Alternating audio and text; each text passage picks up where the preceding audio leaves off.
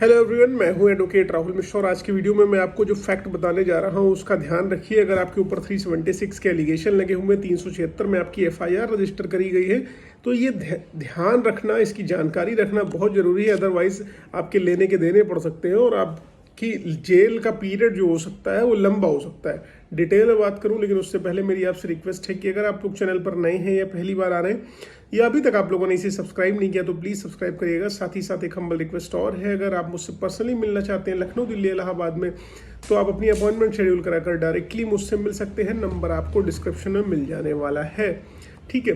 देखिए दोस्तों, सबसे इम्पोर्टेंट बात यह है कि जैसे ही आपका जो है आपके अगेंस्ट 376 की एफआईआर होती है, पुलिस वाले आपको अरेस्ट करने की कोशिश करने लगते हैं और आप बचने के लिए भागने लगते हो। ऐसी कंडीशन में मैं हमेशा कहता हूं कि भाई साहब आप तुरंत एफआईआर क्वेश्चनिंग में हो, ना कि एंटीसिपेटरी वेल में हो अगर झूठी एफआईआर आपके अगेंस्ट लिखी गई है तो। लेकिन बात यहाँ पर रही कि आप कहते हो कि जैसे आप बहुत सयाने बनते हो, बहुत सारे लोग कहते हो मेरे पास सारे एविडेंसेस है। कल मेरे पास एक फ़ोन हरदोई से आ रहा था लगातार और उसमें क्लाइंट को के ऊपर 376 की एफआईआर हो गई। मैंने उनको ऐसा बोला कि ऐसा देखो तुम अब एफआईआर हो गई है, तुरंत तुम वहाँ से गायब हो लो वरना पुलिस वाले तुम्हें अरेस्ट कर लेंगे। और पुलिस वाले उनको बड़े प्यार से बुला रहे थे, कह रहे तुम्हारे सारे सबूत देखेंगे, सब कुछ करेंगे। मैंने कहा एविडेंसेस दूसरे के थ्रू रूट करा लो वरना अरेस्ट हो जाओगे। उन्होंने मेरी बात जो है नहीं मानी और जो है पुलिस वाले के बहकावे में आ गए, क्योंकि उनको लगा वकील साहब शायद लाख 1.5 लाख के चक्कर में लग गए हों और दिमाग खराब हो उनका और वो हमको लूट लें, ठीक है। शाम को यही हुआ, उनके बाप का फ़ोन आया, उनके पिताजी का। उनका कहना है कि भाई साहब वो अरेस्ट हो गया। हमने कहा मैं क्या कर सकता हूँ, अरेस्ट हो गया तो हो गया, नई बात मानी तो बिल्कुल जाएगा ही जाएगा।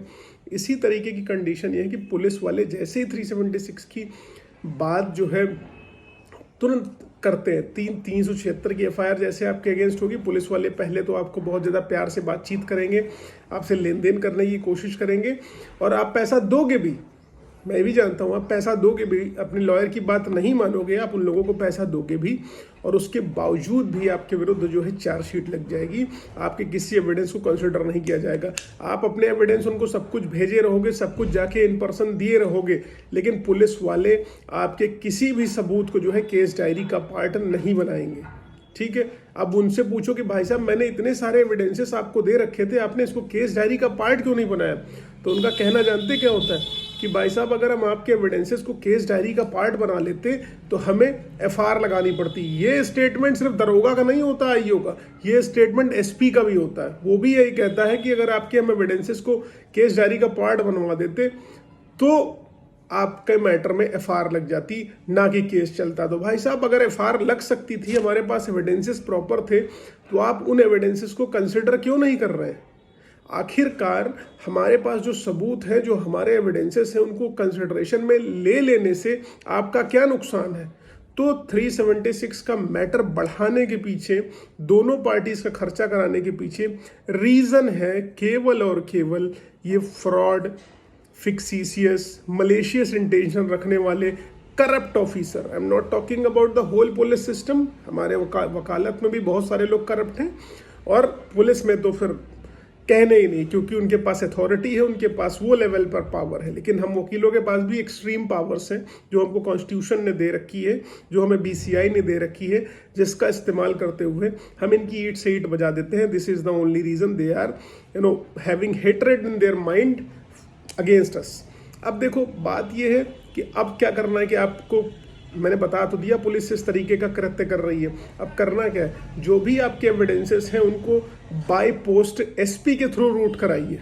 जो आपके पास सबूत हैं उन सबूतों को कलेक्ट करिए, सारे सबूतों को एक प्रॉपर एनेक्सर बनाइए, गट्ठा तैयार करिए और उसको इंडिया पोस्ट के माध्यम से उनको भेज दीजिए एप्लीकेशन के साथ कि मेरे सारे के सारे एविडेंसेस ये रहे, ये पेन ड्राइव है, ये सीडी है, सब कुछ मैं आपको दे रहा हूं, इन सारे एविडेंसेस को आप कंसिडर करिए, इसको केस डायरी का पार्ट बनाइए। ऐसा पत्र आप उनको भेज दीजिए, ठीक है।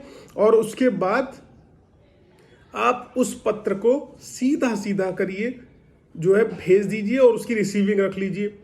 अब वो नहीं बनाते हैं अगर आपके एविडेंसेस को केस डायरी का पार्ट, ठीक है, फिर आपके पास ऑप्शन है चार्जशीट क्वेश कराने के लिए आ जाना, बिल्कुल, या आप प्रोटेस्ट डाल देना, या आप जो है कोर्ट के माध्यम से अपने एविडेंसेस को जो है कंसिडरेशन में ले आना। लेकिन इनिशियल स्टेज पर पुलिस मैनेजमेंट करने की कोशिश मत करो। पैसा लेके भी वो आपके खिलाफ ही काम करती है और चार्जशीट जरूर लगाती है। क्योंकि उसको पता है कि आपके एविडेंसेस को केस डायरी का पार्ट बनाएंगे तो चार्जेस नहीं लगेंगे, आप फ्री हो जाओगे।